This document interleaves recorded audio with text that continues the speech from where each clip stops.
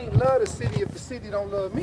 It's been 1 week since the city of Kenosha was thrust into the national spotlight with the shooting of Jacob Blake. The thing is, those cops shouldn't have been in that situation. They should have handled it a lot better. They tried to tase him. Blake was shot 7 times by a Kenosha police officer. He remains in the hospital paralyzed from the waist down, according to family members. The officer who fired his gun, along with 2 other officers, are on paid administrative leave during the investigation into the shooting. The shooting sparked protests. Some demonstrators set fire to buildings and cars. 2 protesters were shot and killed, another one injured Tuesday night. 17-year-old Kyle Rittenhouse from Antioch is charged in the shooting. This weekend, the demonstrations continued, calling for justice for Blake. There were 7 bullets put in my son's back. I'm standing here with my sisters and my brothers. Hell yeah, I'm mad. But understand, when you get angry, you lose control of your nature. My nature is to protect my son, to stand up for my son when he cannot stand up, to ask the police in this town what gave them the right to attempted murder on my child. What gave them the right to think that my son was an animal? What gave them the right to take something that was not theirs to take? I'm tired of this. I'm tired of this. No justice. No justice. And we're not gonna stop. We're not gonna stop. I know there's a lot of parents out here in this crowd. You cannot imagine what it feels like to look at your baby paralyzed from the waist down, shackled. Where was my son going? They already put him in the bed. What was the shackle for? You understand that chattel slavery was the most diabolical thing committed on brown-skinned people in the history of creation.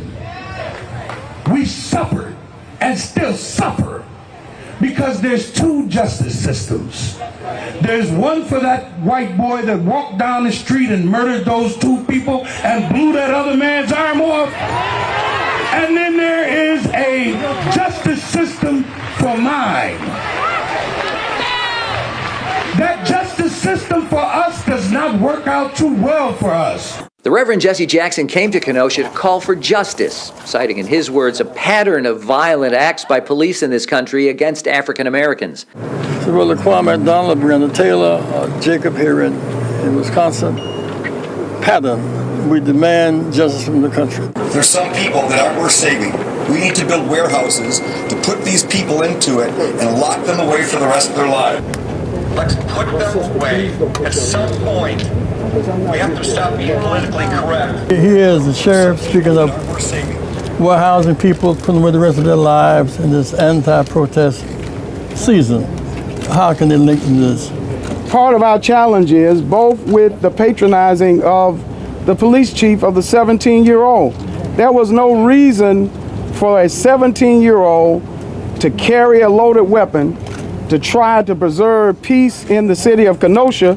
You had city police, you had county police, you had 1,000 National Guard.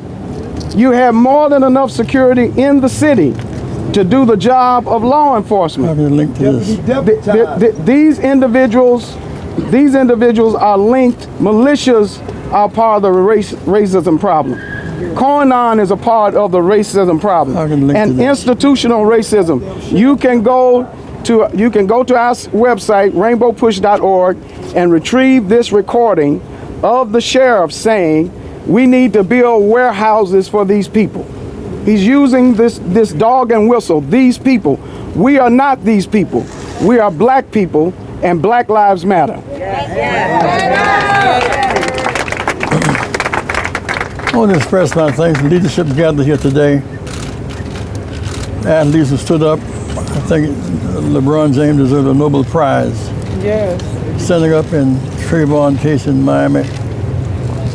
Standing up, building a school in Ohio for Breonna to tell he deserves. He's changed the culture of athletes in America today. I want to make this point clear. Jacob had no weapon anyone could see. Shot, he ran the street with a rifle, killed 2 people. Run right down the street and please give him a bottle of water. We deserve better than this. We must protest until the 3 of them have been indicted